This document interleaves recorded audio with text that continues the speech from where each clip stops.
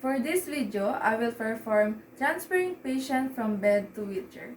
To start, first, do the proper hand wash, wear PPEs, gather all the materials needed. Assuming this is the gait belt, where it can be used to help safely transfer a person from bed to wheelchair. Assuming this is the wheelchair. Before natin po ito gamitin sa ating pasyente, always check kung lahat ng parts ng wheelchair is gumagana para po ito sa safety ng ating patient. Then after po, disinfect po muna natin. Check the room if there's a potential hazard. Good morning, ma'am. My name is Liza Francisco. I'm your caregiver for today. Pwede ko po malaman pangalan niyo, ma'am? Ay, Micah. Check ko na po yung wristband niyo po, ma'am. Okay po. Nandito po ako, ma'am, para po ilipat po kayo sa wheelchair. Then mag-iikot-ikot lang po tayo saglit. Willing naman po kayo, ma'am? Yes po. Okay po. Then, i-check po muna natin yung vital signs. Assuming po na nagawa na natin yung vital signs. Ma'am, wala naman po kayo naramdamang pagkahilo? Wala naman po. Okay po, ma'am. Check natin. Ilan po ito, ma'am? 1, 2. Okay po. Try naman po natin yung grab and grip. Try niyo po, ma'am, sa isang kamay. Okay po. Sa kabilang kamay naman po. Okay po. Very good. Next po, stretch po natin saglit yung ating mga arms. 1, 2. Very good. Okay po.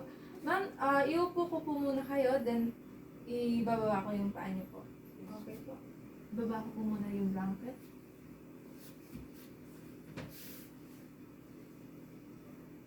Okay, ma'am. Di naman po kayo nahilo, ma'am? Hindi naman. Okay po. Hawak po muna tayo sa aking shoulder. At the count of 3, ma'am, upo po. 1, 2, 3. Okay po. 1, 2, 3. Okay po. Okay lang kayo, ma'am? Hindi po kayo nahilo? Hindi naman po. Then, ma'am, pakigalaw po ang ating mga daliri sa paa. Okay po. Suot na po natin yung slippers naman.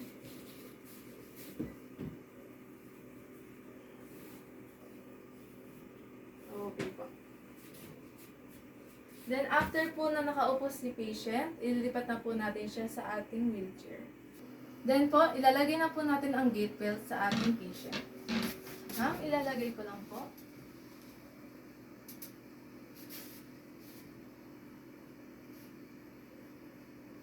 Hindi naman po masakit, ma'am. Hindi naman po. Okay po. Assuming po na ito ay isang wheelchair.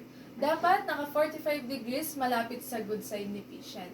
Always lock the wheelchair. Pati yung gulong, lagi natin i-check para po sa safety ng ating patient. Bago po natin iupo si patient sa wheelchair, make sure po na nakataas ang footrest. Assuming na tinaas natin yung footrest. So, itatayo na po natin yung patient. Okay po. Hindi ka po nahihilo, ma'am? Hindi naman. Okay. Hawak po tayo sa balikat ko, ma'am. At the count of 3 po, tatayo na tayo, ma'am. 1, 2, 3. Okay. Hindi ka po nahilo, ma'am? Okay naman po kayo. After po nito, iupo na po natin si patient sa wheelchair. Okay. At the count of 3, ma'am. 1, 2, 3. Okay. Lakad po. Atras. Okay. Hawak po sa balikat ko. Hawak po sa... Okay. 1, 2, 3, ma'am. Upo. Okay po. Di ka po nahihilo, ma'am? Hindi naman po. After natin maiupo si patient, ayusin na po natin ang footrest gamit ang 2 fingers. Then check ulit natin ang vital signs ni patient. Kapag po ilalabas natin si patient, ilagay po natin yung strap or kung ayaw po ni patient, okay lang po. Hello, ma'am. Okay lang po ilagay ko yung strap? Yes po. Assuming po na nailagay ko yung strap para po sa kanilang safety. Kapag po ilalabas natin si patient, tayong mga caregiver po ang mauuna. So, lalabas natin si patient. Ganun din kapag ipapasok natin si patient, tayo pa rin caregiver ang mauna pumasok sa room. Ngayon naman po, ililipat na natin si patient sa kanyang bed. Ma'am, babalik ko na po kayo sa bed. Okay po.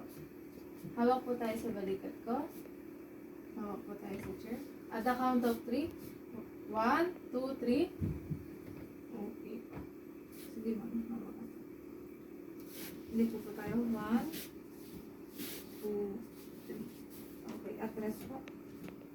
Okay. At the count of 3, ma'am, upo tayo. 1, 2, 3. Okay.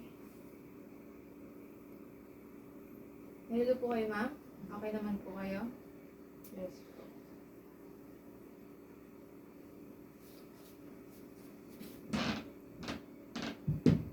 Okay. Tanggalin na po natin yung slippers. Okay.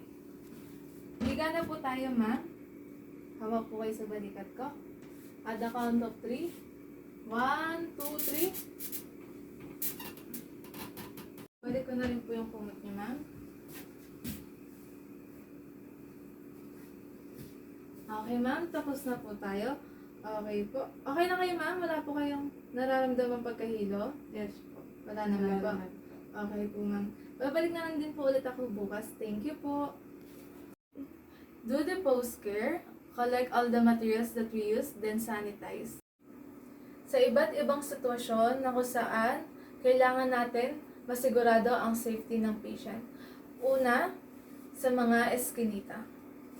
Bago pa tayo makapunta sa eskinita or mga narrow places, make sure lang na na-turn o napihit na natin yung wheelchair bago pa tayo makarating sa eskinita para hindi tayo mahirapan pumasok. Pangalawa, sa comfort room. Kung si patient ay walang kakayahan on their own at kung nagre-request siya sa atin ng assistance, okay lang na nasa loob tayo ng comfort room. Pero kung si patient ay nahihiya, pwede tayong tumalikod. Pangatlo, sa mga walkulator. Kapag nasa walkulator tayo, pwede tayong nasa likod ni patient or kung maluwag naman ang walkulator, pwede tayong sa gilid. Pang-apat, transport po sa sasakyan. Always check po natin si patient kung lagi siya nakahawak sa handbar. Ang lima ay ang kalsada. Kapag po nasa kalsada tayo, kasama natin yung patient natin, always follow the traffic lights. At kung meron man pong traffic enforcer, magpa-assist po tayo.